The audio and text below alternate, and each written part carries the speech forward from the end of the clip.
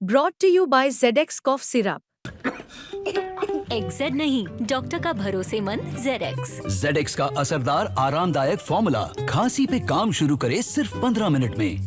मारना होगा तो कोई बचाएगा, जिसको मारना होगा मारेगा। जिस तरीके से अपराध बढ़े हैं और मुझे लगता है कि भट्टी जी को हटाने की जो व्यवस्था, हमें जो जानकारी है कि भट्टी जी को जो प्रतिनियुक्त था उसको यहाँ से वापस करने के लिए रिलीव करने की जो बात चल रही है, आखिर भट्टी जी क्यों बिहार से जाना चाह रहे हैं या बिहार से भट्टी जी को क्यों हटाया जा रहा है, ये सबसे बड़ा सवाल है कि भट्टी जी को काम करने की फ्रीडम क्यों नहीं दी गई आज तक।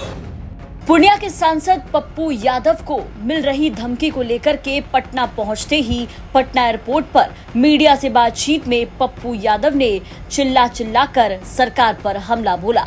मिल रही धमकी को लेकर के एक तरफ जहां पप्पू यादव ने सुरक्षा की गुहार लगाई है, तो वहीं दूसरी तरफ मिल रही धमकियों को लेकर के पप्पू यादव ने धमकी देने वाले को खुली चुनौती दी और कहा कि जिन्हें मारना होगा वो तो मारेंगे ही ना। इसके अलावा पप्पू यादव ने बिहार में बढ़ते क्राइम से लेकर के डीजीपी आरएस भट्टी के हटाए जाने को लेकर के बिहार सरकार पर खूब हमला बोला। क्या कुछ कहा पप्पू यादव ने, सुनिए। अच्छा, एक बात हमको जानकारी नहीं है, मारना होगा तो कोई बचाएगा, जिसको मारना होगा मारेगा। मरना होगा तो कोई बचाएगा, आप हमको समझिए। सुरक्षा की मांग कर रहे हैं क्या सर? भैया, सुरक्षा देने की जिम्मेदारी हमारी नहीं है, सुरक्षा देने की जिम्मेदारी सरकार की है।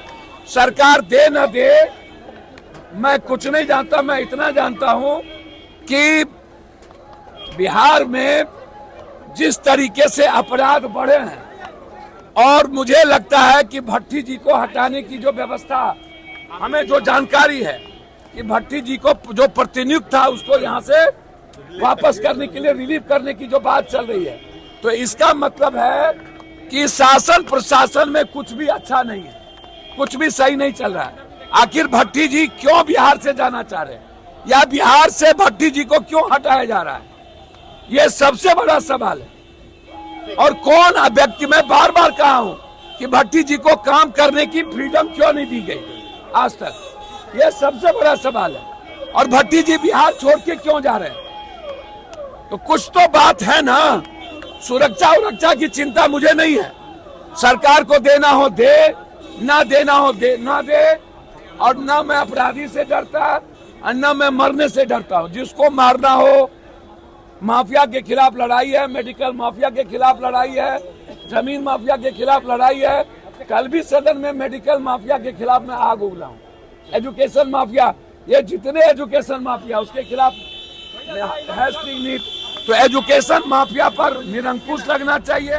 तो पूर्णिया से निर्दलीय सांसद के रूप में चुने गए पप्पू यादव की जान को खतरा है। उन्होंने सरकार से जेट श्रेणी की सुरक्षा की मांग की है। हालांकि दिल्ली से पटना पहुंचने के बाद पत्रकारों से बातचीत करते हुए पप्पू यादव ने कहा कि सुरक्षा देना सरकार का काम है, लेकिन ये तो साफ है कि बिहार में अपराध की घटनाएं तेजी से बढ़ रही हैं, कोई भी यहाँ सुरक्षित नहीं है। साथ ही साथ पप्पू यादव ने डीजीपी आरएस भट्टी को लेकर के उन्हें हटाए जाने को लेकर के कई तरह के सवाल उठाए। साथ ही ये भी कहा कि डीजीपी भट्टी को काम करने का मौका बिहार में नहीं दिया जा रहा था। पप्पू यादव ने अपराधियों को चुनौती देते हुए कहा कि मरना होगा तो कोई बचाएगा, जिसको मारना होगा वो मारेगा, कोई बचाएगा क्या। सुरक्षा देना सरकार की जिम्मेदारी है। मैं इस बारे में कुछ नहीं जानता, लेकिन मैं इतना जरूर जानता हूं कि बिहार में जिस तरह के अपराध बढ़े हैं, डीजीपी आरएस भट्टी को हटाने की बात चल रही है। इससे पता चलता है कि शासन प्रशासन में कुछ भी अच्छा नहीं है।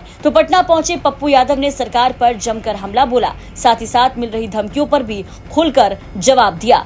पटना से शुभम निराला की रिपोर्ट, बिहार तक।